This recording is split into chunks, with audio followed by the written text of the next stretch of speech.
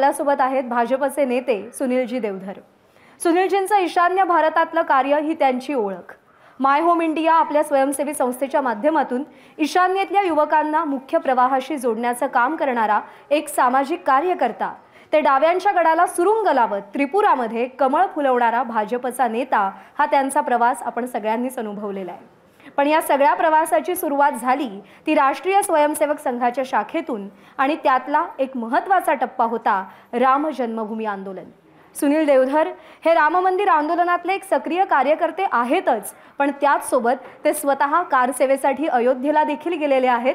त्यांची कारसेवा कशी होती, कारसेवेने त्यांना नेमकं काय दिलं आणि त्या काळातल्या कोणत्या आठवणी आजही त्यांच्या मनामध्ये घर करू नयेत या संदर्भात आपण त्यांच्याशी या सत्रामध्ये संवाद साधणार आहोत। मी माझा सहकारी विशाल पाटीलला विनंती करते की त्यांनी सूत्र हाती घ्यावी। धन्यवाद प्रज्ञा। आणि आता एबीपी माझाच्या राम संमेलनाच्या या सत्रामध्ये आपण चर्चा करणार आहोत भाजपचे ज्येष्ठ नेते सुनील देवधर यांच्याबरोबर। सुनीलजी, खूप खूप स्वागत। इतकं सुंदर असं इंट्रोडक्शन तुमचं जे आहे ते आमच्या तमाम प्रेक्षक वर्गांना करून देण्यात आलेलं आहे। मला आज पहिला आणि महत्त्वाचा प्रश्न तुम्हाला हा विचारायचा आहे की करोडो भारतवासियांचं जे स्वप्न होतं ते आज प्रत्यक्षात उतरताना दिसतंय। आजचा हा क्षण, आजचा हा दिवस इतिहासामध्ये कशा प्रकारे नोंदवला जाणार? प्रभू रामचंद्रांना जेव्हा वनवास झाला, आई वडिलांच्या इच्छेखातर ते गेले आणि लंका विजय करून ज्यावेळेला खरं तर तिथेच राहू शकले असते त्यावेळेला त्यांनी म्हटलं, अपि स्वर्णमयी लंका नमे लक्ष्मण रोचते, जननी जन्मभूमीश्च स्वर्गादपि गरियसी। सोन्याची जरी असली लंका तरी ती मला हे लक्ष्मणा आवडत नाही, कारण आई आणि मातृभूमी ही मला स्वर्गापेक्षा देखील प्रिय आहे। आणि म्हणून ते अयोध्येला परत आले। ते ज्या दिवशी अयोध्येला परत आले तो दिवस आपल्या मराठी माणसासाठी पाडव्याचा दिवस होता खरं। आणि त्या दिवशी अयोध्येच्या लोकांनी दिवसाच्या वेळेला गुढ्या उभारल्या, म्हणून देशभरामध्ये फक्त महाराष्ट्र प्रॉबेबली हा तो दिवस पाडवा आपण गुढ्या उभारतो। बरोबर आहे, बरोबर आहे।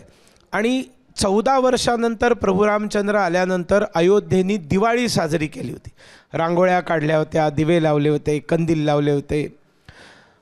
आता रामलला 495 वर्षांनंतर पुन्हा आपल्या महालामध्ये येणार आहेत। आपल्यासाठी ते मंदिर आहे, त्यांच्यासाठी त्यांचं घर आहे, त्यांचं घर आणि भव्य घर आहे। आणि ते भव्य का? कारण ते राजा होते ना, त्याच्यामुळे राजाचा महाल आहे तो। आणि त्या महालात 495 वर्षापूर्वी अपमानित होऊन त्यांना बाहेर जावं लागलं होतं आणि आता ते सन्मानाने तिकडे परत जात आहेत। जर अयोध्या 14 वर्षांनंतर दिवाळी साजरी करू शकते तर 495 वर्षानंतर संपूर्ण भारत त्या दिवशी दिवाळी साजरी करणार आहे। आपल्या घरावर कंदील लावेल, प्रत्येकाच्या घरावरती 5-5 किमान पणत्या लागतील, रांगोळ्या काढल्या जातील, गोडधोड खाल्लं जाईल। बरोबर आहे। आणि हा सगळा माहोल खरं तर भारतभर आपल्याला सगळ्यांना पाहायला मिळतोय, प्रत्येकजण तो अनुभवतो देखील आहे। मला पुढचा प्रश्न हा विचारायचा आहे, राम जन्मभूमी संदर्भातलं ज्यावेळेला आंदोलन सुरू होतं या आंदोलन काळामध्ये भाजप, विश्व हिंदू परिषद आणि RSS या तिघांचे खरे चेहरे कोण होते? कारण यावरून आज आम्ही वाद बघतो, मात्र हे खरे चेहरे तुम्ही पाहिले असतील। अगदी बरोबर आहे। चर्चा नेहमी राजकारणाची होते, बरोबर। आणि त्याच्यामुळे ज्यावेळेला भारतीय जनता पक्षाने पहिल्यांदा आपल्या मॅनिफेस्टोमध्ये ठराव करून राम जन्मस्थानावरती भव्य राम मंदिराची निर्मिती करणं याला भारतीय जनता पक्षाने अधिकृत रीतीने समर्थन केलं, ते लालकृष्ण अडवाणीजींच्या अध्यक्षतेमध्ये। बरोबर। आणि त्यांनी हा मुद्दा सगळ्या भारतामध्ये जागृतीचा मुद्दा बनवला आणि त्यांनी एक रथयात्रा काढली, आपल्या सर्वांना ठाऊक असेल। हो। आणि ती रथयात्रा सोमनाथपासून अयोध्येपर्यंत होती। सोमनाथची त्यांनी निवड का केली?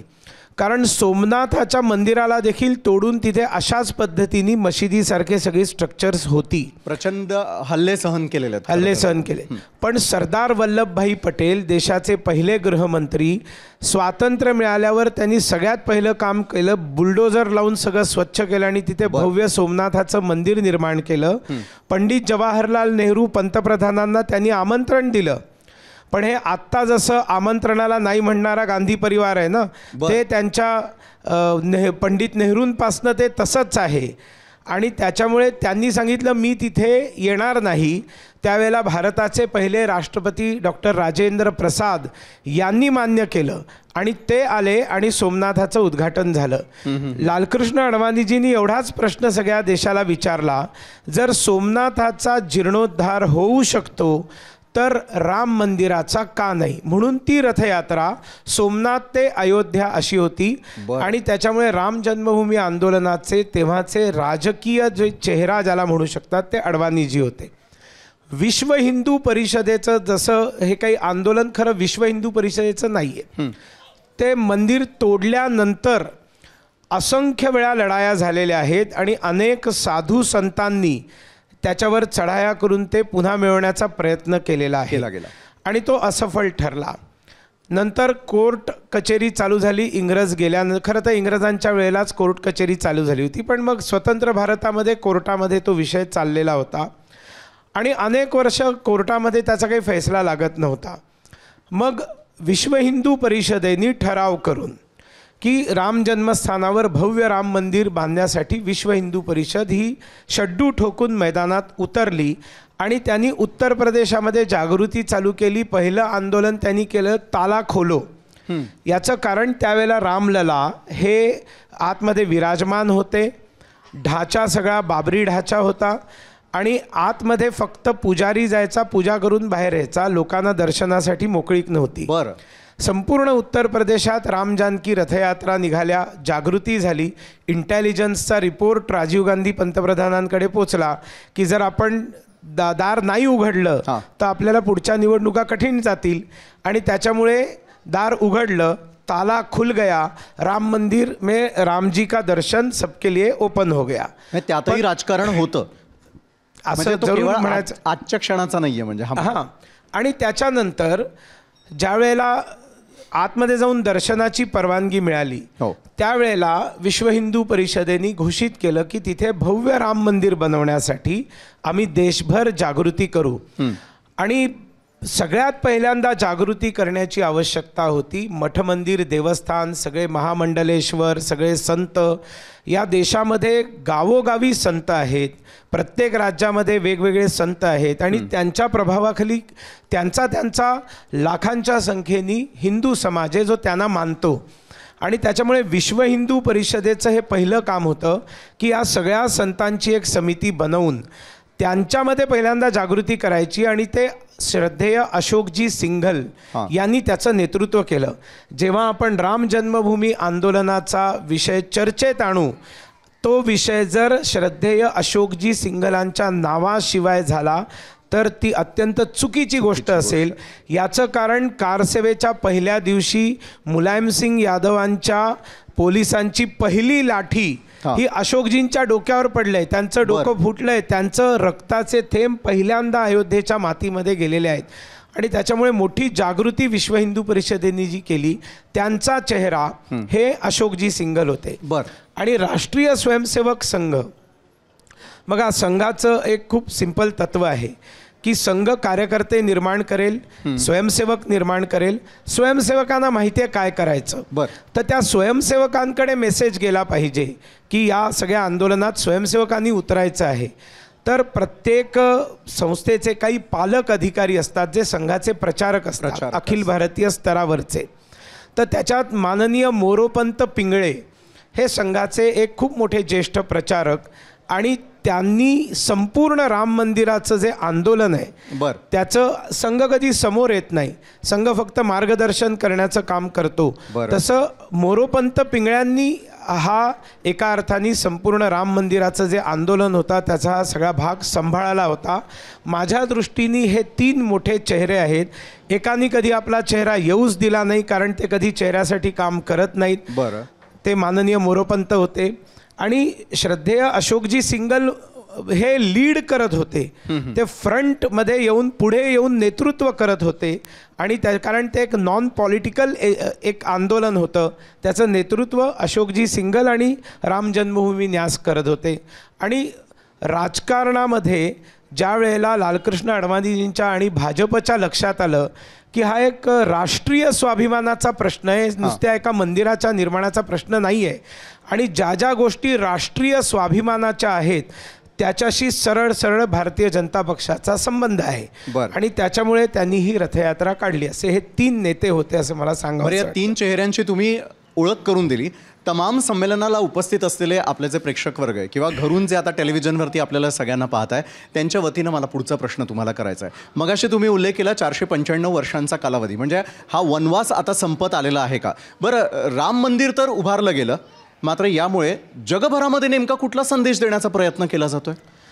जगभरामध्ये जर संदेश कुठला द्यायचा असेल तर कुठलाही आक्रमक जर येऊन आमच्या श्रद्धा केंद्रांशी छेडछाड करण्याचा प्रयत्न करतो तर या देशाचा समाज एकत्रित येऊन संघर्ष करून चिकाटीने त्याचा मुकाबला करू शकतो. आता भारत कमजोर नाही आहे. आता भारत जो आहे तो ताकदवाला आहे, हिम्मतवर आहे. आणि no one should dare to see, आमच्या देशाकडे कोणी वाकड्या नजरेने पाहण्याची हिम्मत करू नये. ही सगळ्यात मोठी गोष्ट याच्यातनं साधली गेलेली आहे. बरोबर आहे. कार सेवा हा शब्द सातत्यानं येतोय, म्हणजे आमच्या बातम्यांमधून येतोय, प्रेक्षकांपर्यंत पोहोचतोय. मात्र कार सेवेचा मला माहिती असलेला अर्थ हाच आहे की आपल्या दोन्ही हातांनी कुठल्याही प्रकारची अपेक्षा न ठेवत सातत्यानं कार्यरत राहणं हे कारसेवकांचं खरं तर काम. म्हणजे आजच्या साध्या सोप्या शब्दात सांगायचं झालं तर व्हॉलेंटियर्स आपण ज्याला म्हणू शकतो. मात्र 1992 साली ज्यावेळेला कार सेवा सुरू होती किंवा कारसेवक त्या ठिकाणी गेले, त्यांच्यासोबत नेमकं काय घडलं? 1992ची जी घटना आहे ती नंतरची आहे. 1990ला पहिली कारसेवा झाली. बरोबर. आणि कारसेवा ज्यावेळेला तुम्ही म्हणता व्हॉलेंटियर, तर व्हॉलेंटियर हा खूप हलका शब्द आहे. बरं. कारसेवा हा स्वतःचे कायिक परिश्रम करणं. बरं. म्हणजे कोणी डोनेशन्स देतात, आर्थिक मदत करतात आणि त्यांना असं वाटतं की आम्ही खूप पुण्य केलं. पण एका ठिकाणी आचार्य डोंगरे महाराजांनी म्हटलेलं मला आठवतं की पैसा देकर, धन देकर आप पाप का बोझ हल्का कर सकते हैं थोड़ा बहुत, लेकिन पुण्य प्राप्ति करनी है तो कायिक परिश्रम से ही होती है. म्हणजे तुम्हाला स्वतःचा घाम गाळावा लागतो. आणि शिखांमध्ये आपण कार सेवा हा शब्द तिकडे अधिक ऐकतो, कारण कोट्याधीश जरी असला तरी देखील तो गुरुद्वारामध्ये गेल्यानंतर सामान्य नागरिकासारखा तिथे उभा राहतो. आपले सगळे अहंकार सोडून अगदी जोडे उचलून रॅकमध्ये ठेवण्यापासनं, जेवण बनवून वाढण्यापासनं, उष्ट्या थाळ्या उचलून त्या धुण्यापर्यंत सगळं करू शकतो. ते त्याला कार सेवा म्हणतात. ॲक्च्युली तो करसेवा शब्द आहे. पंजाबी प्रोनाऊन्सिएशन्समध्ये ते कार सेवा असं म्हणतात. आणि मग तो पॉप्युलर शब्द असल्यामुळे कदाचित विश्व हिंदूंनी तो शब्द घेतला असेल. पण कारसेवेला जाण्याच्या आधी आपल्या सगळ्यांना माहिती असलं पाहिजे की एक रामशिला पूजनाचे कार्यक्रम झाले होते. आणि त्या कार्यक्रमाचा उद्देश असा होता की गावागावामध्ये जागृती झाली पाहिजे की असा एक विषय आहे. लोकांना माहितीच नव्हतं. बरं. रामाचं मंदिर तोडलं गेलं आणि तिथे एक मशीद उभी केली आणि त्याच्यानंतर काही घटनांनंतर ती मशीदही राहिली नाही. ती नुसता एक ढाचा शिल्लक राहिला. मुसलमानांना नमाज पडायला इंग्रजांनी बंदी केली होती. हे सगळं कोणाला माहीत नव्हतं.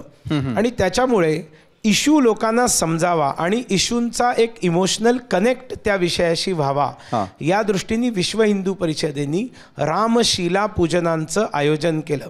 मी अंधेरीमध्ये संघाचा कार्यकर्ता होतो आणि त्यावेळेला हा विषय माझ्याकडे सोपवण्यात आला आमच्या नगरामध्ये. मला वाटलं की अंधेरी पूर्वसारख्या नगरामध्ये जास्तीत जास्त 30-35 ठिकाणी जाऊन मी रामशिला पूजन करू शकीन. पण 87 ठिकाणी रामशिला पूजनं झाली. म्हणजे प्रत्येक सोसायटी आणि झोपडपट्ट्यांच्या प्रत्येक एरियामधनं मला निरोप यायला लागले की सुनील, आमच्या इकडे पण रामशिला घेऊन ये, आम्हाला ती पूजायची आहे. आणि एक प्रचंड माहोल सगळ्या देशभरामध्ये निर्माण झालं. अंदमान निकोबारामध्ये रामशिला पूजल्या गेल्या, मिझोराममध्ये पूजल्या गेल्या, मेघालयात, आपल्या गुजरातपासनं लेह लद्दाखपर्यंत आणि खाली केरळ तमिळनाडू सगळीकडे. म्हणजे सगळ्या देशाचं इन्व्हॉल्वमेंट रामशिलांच्या माध्यमातून, पूजनाच्या माध्यमातून झालं.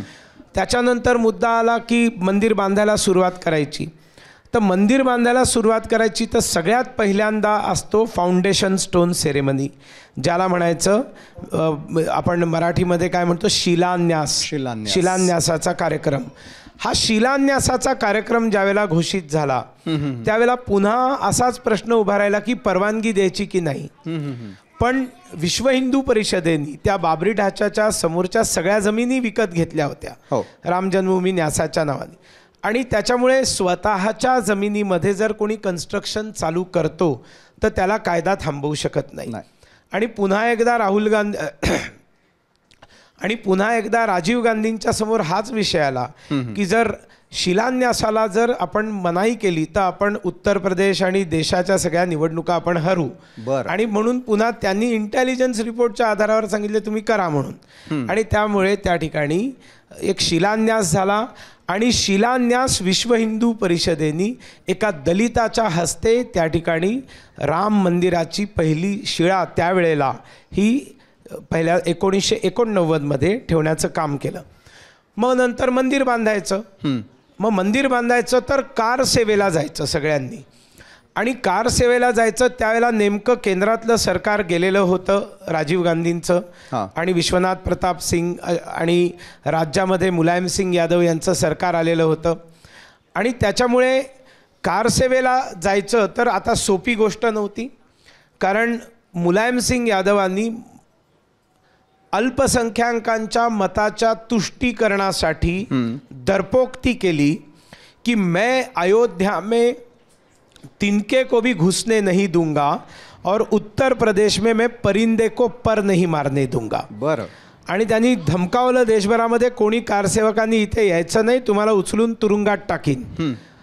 आणि हे कळल्यामुळे जितके सगळे कारसेवक येणार होते देशभरातनं त्यांना आधीपासून याची कल्पना दिली होती की काहीही होऊ शकतं. बरं.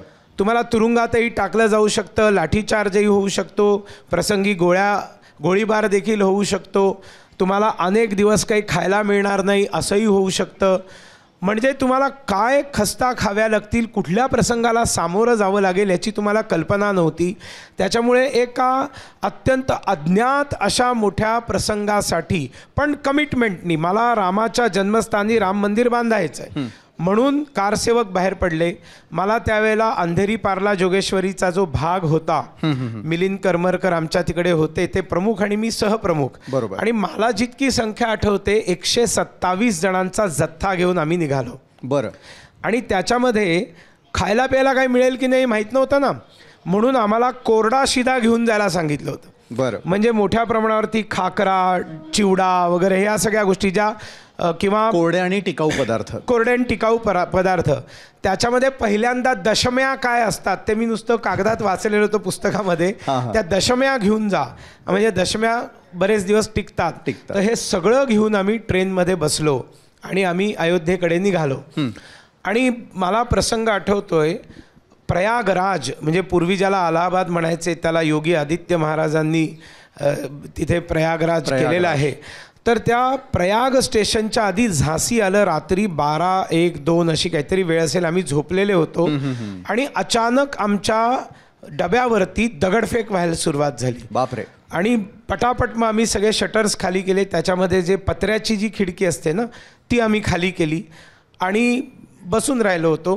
प्रयाग आल्यावर आता उतरायचं पण काही माहीत नाही ना, एकदम संभ्रमात होतो. मला सांगावंसं वाटतं की लक्षावधी लोक आलेलं आंदोलन, it was so well managed, no one can imagine किती त्याची तयारी होती. आमच्या डब्याच्या बाहेर जिथे आम्ही होतो त्या डब्याच्या बाहेर त्या पत्र्याची खिडकी खाली केलेली होती, टकटक झाली. बरं. तर माझ्या आजूबाजूचे म्हणाले सुनील तू उघड.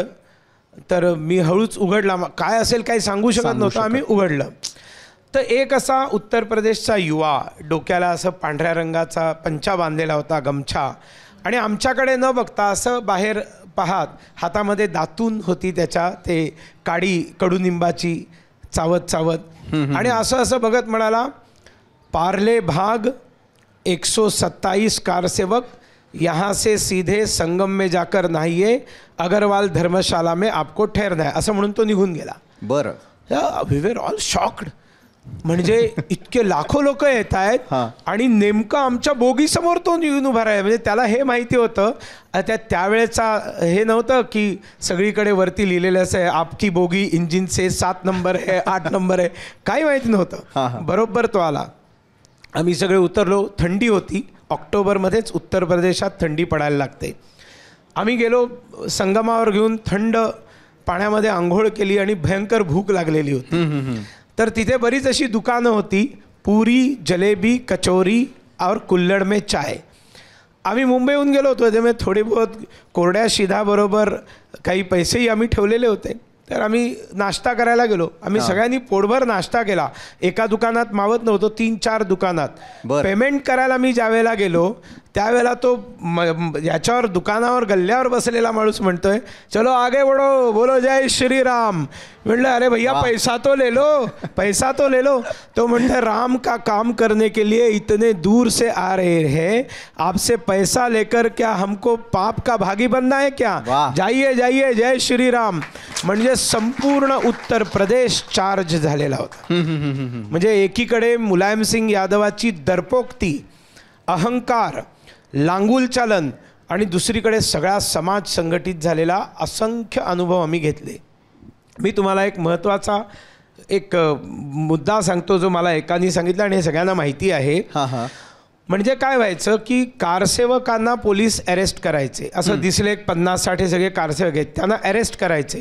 कुठेतरी एखाद्या पोलीस स्टेशनमध्ये जाऊन त्यांची नावं सगळी लिहून घ्यायची, कुठनं आले काय वगैरे, बसमध्ये बसवायचे आणि 50-1 किलोमीटर दूर कुठेतरी घेऊन जायचे, जंगलांमध्ये जाऊन त्यांच्याकडे सोडून द्यायचे.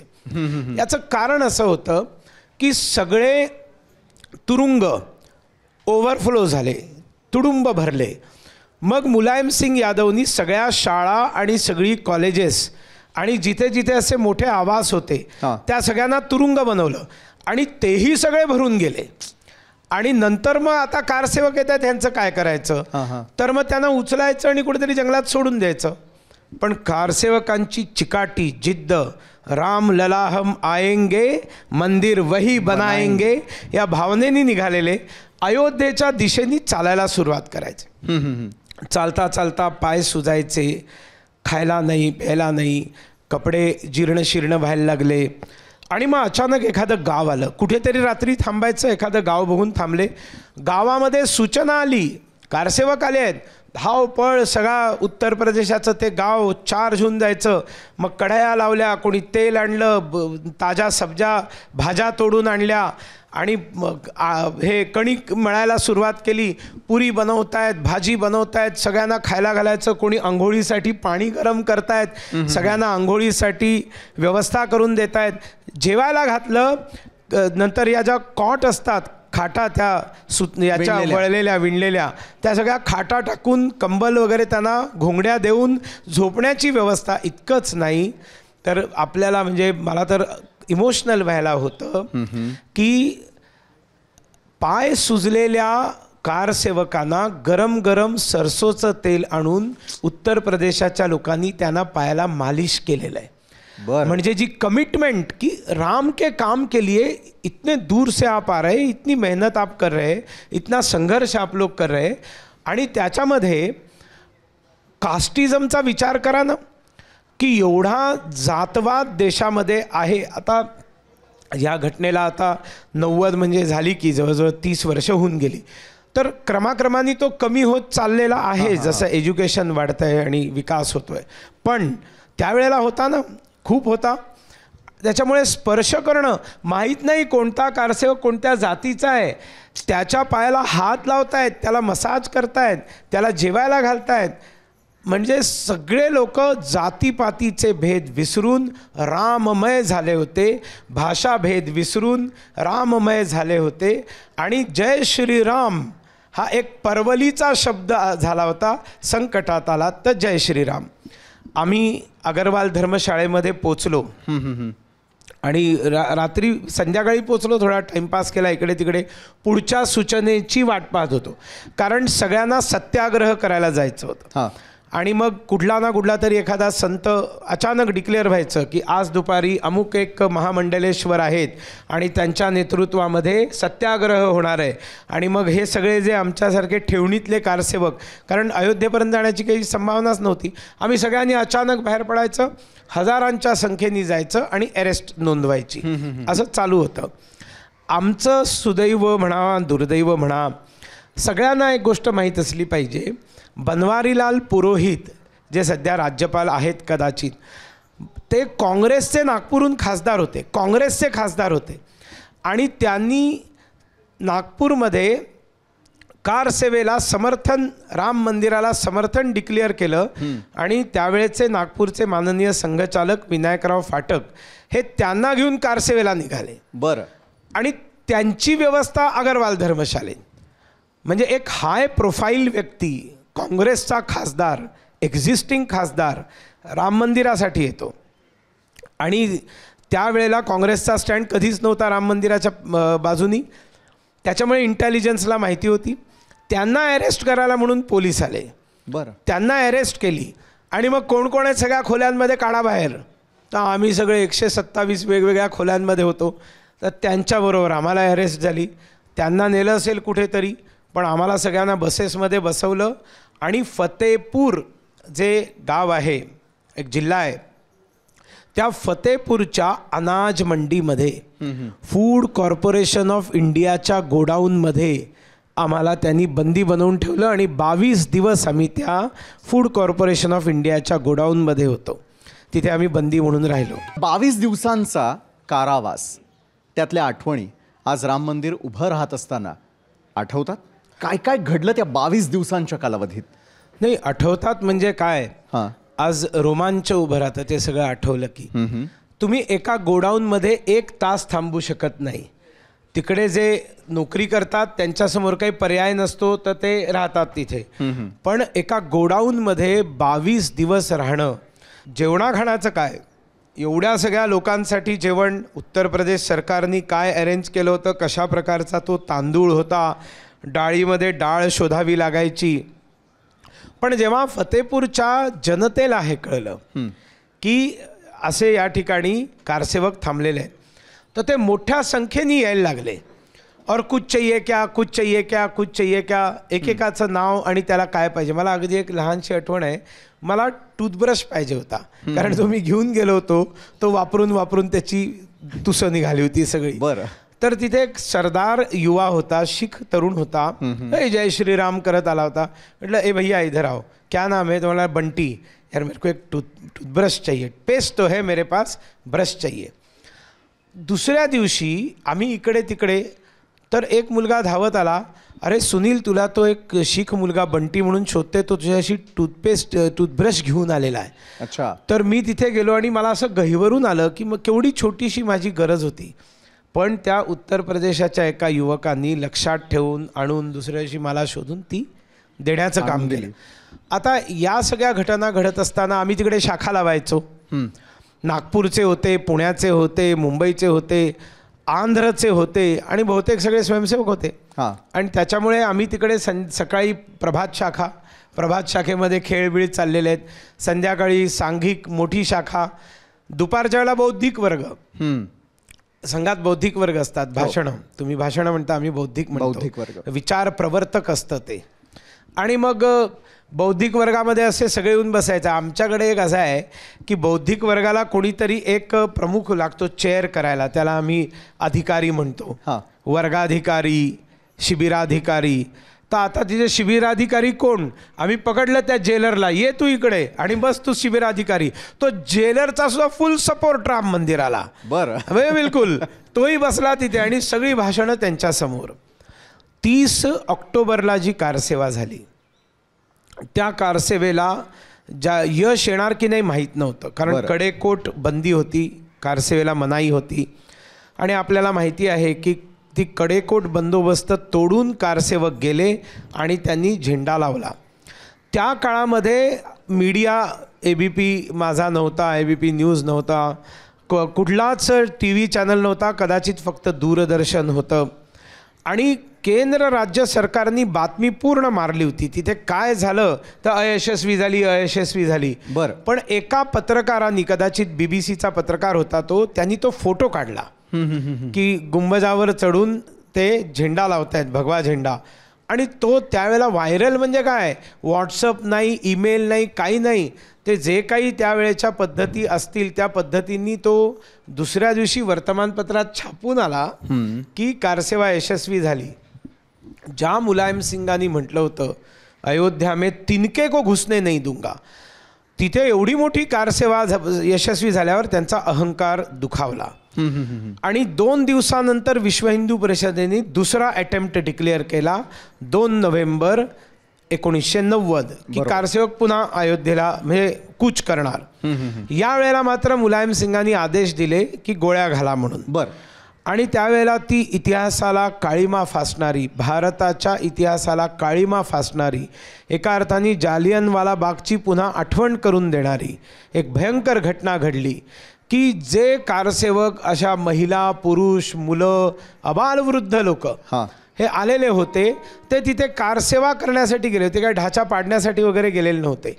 तर त्यांना दिसताक्षणी गोळ्या घालायला जेव्हा पोलिसांनी सुरुवात केली आणि मग त्यांच्या डेड बॉडीज दिसू नयेत म्हणून त्यांच्या शरीराला वाळूची पोती लावून शरयू नदीमध्ये टाकून दिली. आणि 200हून अधिक लोक त्याच्यामध्ये गेली असावीत किमान. आणि शरयू नदी कारसेवकांच्या रक्ताने लाल झाली होती. म्हणजे मला आठवतं इथे महाराष्ट्रामध्ये लोकसत्ताचा अग्रलेख त्यावेळेचा जो होता तो जेव्हा शरयू लाल होते आणि त्याच्यामध्ये शेवटी असं वाक्य होतं की जर इतकं बलिदान देण्यासाठी जर हिंदू समाज तयार असेल तर राम मंदिर हिंदूंना दिलं गेलं पाहिजे. आणि एक संतापाची लाट सगळ्या देशभरामध्ये, प्रचंड संतापाची लाट. आणि मुलायम सिंग यादवच्या तुष्टीकरणामुळे घडलेली ही एक भयंकर घटना हे लोक विसरू शकले नाहीत. आम्ही सगळे जेलमध्ये होतो म्हणजे त्या गोडाऊनमध्ये, आणि प्रचंड संताप तिथे देखील. आणि त्याच्यात आमच्या मनामध्ये एक अशी भावना की अरे हे बलिदान हमारा क्यों नाही, आम्ही का नाही, आम्ही इथे असल्यामुळे आम्ही जाऊ शकलो नाही, त्याच्यामुळे आमची कारसेवा यशस्वी आहे का, हिला काही मूल्य आहे का, असं एक फ्रस्ट्रेशन संपूर्ण त्या 1000-1500 लोक जे होते त्यांच्यात आलं. तर 3 नोव्हेंबरला त्या ठिकाणी दुपारचा जो बौद्धिक वर्ग होता त्यात एक संत होते, ते त्या ठिकाणी बसले आणि त्यांनी समजावायचा प्रयत्न केला. कारसेवक चिडलेले होते भयंकर, तर ऐकत नव्हते. तर मी त्यांच्या बाजूला होतो, माझी जरा चांगली मैत्री झाली होती. त्यावेळेस सुनील, देखो ज़्यादातर महाराष्ट्र के लोग हैं तो तुम कुछ बताओ ना इनको समझाओ. तर त्यावेळेला मला अगदी व्यवस्थित आठवतं आहे, मी संत ज्ञानेश्वरांची एक ओवी सांगितली सगळ्यांना. कोणती? मी त्यांना म्हटलं, ज्ञानेश्वर माऊली म्हणतात, निम्न भरलिया विणे तोय ढळेची नेणे. म्हणजे ज्याप्रमाणे पाण्याचा स्वभाव असतो की तो खळगी भरल्याशिवाय ते पाणी पुढे नाही सरकत, बिलकुल त्याप्रमाणे ही जी मुलायम सिंग यादवांनी जी खळगी बनवून ठेवली, ती तुरुंग बनवून ठेवले होते, ही आपण सगळ्यांनी भरल्यामुळे ते कारसेवक तिथे पोचू शकले, बलिदान देऊ शकले. जर आपण इथे आलोच नसतो तर ते इथे आले असते. त्याच्यामुळे जसा त्यांचं बलिदान आहे तसं तुमच्या बलिदानाला किंमत नाही असं नाही, तुम्ही जो त्याग केलाय त्याला किंमत नाही असं नाही. तुमची देखील एक भूमिका आहे, तुरुंगात राहणाऱ्यांची देखील एक भूमिका आहे. प्रत्येक जणांनी फासावर जायचं असतं असं नाही. तुरुंग ज्यावेळेला उडी केली जातात, तुरुंग भरावी लागतात आणि तेही मुलाचं योगदान म्हटल्यावर जरा सगळ्यांना थोडासा दिलासा मिळाला. पण मग मुलायम सिंगला झुकावं लागलं आणि 4 नोव्हेंबरला दर्शनासाठी मोकळं केलं. ती माझी एक आठवण आहे. म्हणजे जी ट्रेन त्या फतेपूरपासनं अयोध्या, फैजाबाद त्यावेळेला म्हणायचे, तिथे जायला जास्तीत जास्त तासभराचा वेळ ट्रेनला लागला असता. ती ट्रेन अशी लबालब भरलेली होती. म्हणजे पार्टिशनच्या वेळेला ज्या ट्रेन्सचं जे आपल्याला चित्र बघायला मिळतं तसं संपूर्ण टपावरती कारसेवक बसलेले, दरवाजात लटकतायत, खचाखच आतमध्ये बसायची जागा तर सोडा, जिथे जिथे रिकामी जागा. मी साईड अप्परच्या वरती एक छोटासा असा जाळीदार सामान ठेवण्यासाठी जागा असते, त्याच्यामध्ये असं मुटकुळं करून झोपलो होतो. आणि माझा आकार आत्तापेक्षा थोडा जास्त होता त्यावेळेला, तरी देखील मी तिथे बसलो होतो. आणि 4 तास लागले बरं. याचं कारण ती ट्रेन अगदी डुगडुग डुगडुग, म्हणजे त्या मोटरमनला चिंता होती की एखादा कारसेवक पडून दुर्घटना होऊ नये. आणि मी पहिल्यांदा माझ्या जीवनात रामललाचं दर्शन घेतलेलं आहे ते 5 नोव्हेंबर 1990ला. बरोबर. त्याही वेळेला मी बघितलं हे जसे खांब आहेत. बाबरांनी ज्या वेळेला मीरबाकींनी ते स्ट्रक्चर तोडलं होतं त्यावेळेला अर्ध स्ट्रक्चर तेच ठेवलं आणि वरनं जे सगळं तोडलं ते खाली मलबा सगळा तिथेच गाडून टाकला होता आणि त्याचे खांबीम वापरून पुन्हा ती मस्जिद बनवली होती. तर त्याच्यावर यक्ष, किन्नर, कमळाची निशाणी आणि एक छोटासा गणपती पण असा आहे. इथे गणपती आहे ना, हो. असा गणपती पण त्या प्रभू रामचंद्रांची छोटी मूर्ती मी सगळं माझ्या डोळ्यांनी पाहिलेलं आहे. सगळ्यात मोठा अडचणीचा भाग की घरच्यांना काही माहीत नाही ना. माझ्या सुदैवानी माझे वडील पत्रकार विना देवधर हे स्वयंसेवक होते, त्यांचा फुल सपोर्ट. पण आईचं काय करा, मोबाईल नाही, टेलिफोन नाही, मुलगा कुठे काय. आणि काळजी त्यावेळेला निर्माण झाली ज्या वेळेला गोळ्या घातल्याची बातमी देशभर पसरली. गेले असतील 200 लोक, पण लाखो कारसेवकांच्या घरामध्ये आमच्या घरातनं गेलेला मुलगा, मुलगी, सून, आई कशी आहे याची मोठी चिंता निर्माण झाली. बरं, 1990च्या काळानंतर ज्यावेळेला 1992 साली कारसेवक पुन्हा गेले, त्या काळी तुम्ही गेला होता तिथे? नाही, मी जाऊ शकलो नाही कारण मी संघाचा प्रचारक निघालो 91 साली. राम मंदिराच्या 90च्या घटनेनंतर जे देशभरात हिंदुत्वाचं वातावरण निर्माण झालं तर पूजनीय सरसंघचालक बाळासाहेब देवरसांनी सांगितलं की 1 वर्षासाठी घर सोडा. बरं. आणि ही 10 वर्ष चांगलं काम उभं आपण करू शकतो. म्हणून मी 1 वर्षासाठी घर सोडलं, पण 11 वर्ष राहिलो प्रचारक. पण मी मेघालयामध्ये त्यावेळेला प्रचारक होतो म्हणून मी जाऊ शकलो नाही. मात्र तुमच्या नजरेतून 1992 सालची अयोध्या आणि आत्ता बदललेली अयोध्या यामध्ये किती फरक आहे? बघा, मी म्हणजे ज्या वेळेला फैसला आला नव्हता त्याही वेळेला मी अयोध्येत गेलो होतो, पण त्यावेळेला काही फार बदललेली नव्हती, योगी सरकार आलेलं नव्हतं. पण नंतर आता जे काही मी पाहिलेलं आहे ते सगळं सोशल मीडिया व्हिडिओजमधनं पाहिलेलं आहे. अयोध्या ही एक इंटरनॅशनल क्वालिटीचं शहर बनतं आहे. आणि असं जर आपल्याला वाटत असेल की याचा इम्पॅक्ट फक्त भारतामध्ये आहे तर आपण गैरसमजामध्ये आहोत. तुम्ही माझा आज शब्द लिहून घ्या, 22 जानेवारीला तो सोहळा सगळ्या जगामध्ये बघितला जाणार आहे आणि सगळं जग ते राम मंदिर बनताना it will become international tourist centre. मी तुम्हाला लिहून देतो, ताजमहलपेक्षा जास्त बघण्यासाठी लोक राम मंदिराकडे येणार आहेत आणि राम मंदिर हे एक आकर्षणाचं केंद्र, सगळ्या जगाचं आकर्षणाचं. अनेक देश आहेत, थायलंड आहे, कंबोडिया आहे, श्रीलंका आहे, ज्याला अखंड भारत जो एकेकाळी होता त्या सगळ्यांमध्ये रामाचं अस्तित्व आहे. या व्यतिरिक्त अनेक आफ्रिकेच्याही देशांमध्ये अगदी पूर्वापारपासनं रामायण पोचलं होतं. त्याच्यामुळे रामाचं आकर्षण हे बिलकुल आहे. आणि ज्यांना आधी राम माहीत नव्हता त्यांना रामायणाने राम पोचवला. आणि त्यांच्यामध्ये देखील म्हणजे कुंभामध्ये काही महिला, विदेशी महिला आल्या होत्या आणि त्यांना जाणून बुजून आपल्या नाही कुठल्या तरी एका चॅनलनी विचारण्यासाठी की ही अव्यवस्था, गलिच्छता तुम्हाला काय वाटतं. तर त्यावेळेला त्यांनी असं विचारलं तर त्यावेळेला त्या महिला म्हणाल्या विदेशी, we have not come here for व्यवस्था, we have come here for आस्था. आम्ही आस्थेसाठी आलो, व्यवस्थांसाठी नाही. पण आताच्या राम मंदिरामध्ये तुम्हाला आस्थाही बघायला मिळेल आणि व्यवस्थाही बघायला मिळेल. आणि येणारे दिवस हे रामराज्यांचे दिवस असतील हा विश्वास आता सगळ्या भारताच्या मनामध्ये आहे. नक्कीच हा विश्वास आपण व्यक्त करूयात. आणि वेळात वेळ काढून तुम्ही आमच्या ABP माझाच्या राम संमेलनामध्ये सहभागी झालात आणि तुमचे अनुभव आमच्याबरोबर शेअर केलेत त्यासाठी खूप खूप धन्यवाद. आपल्या ABP माझाच्या संपादक सरिताजी कौशिक येतील आणि तुमचं स्वागत या ठिकाणी करतील.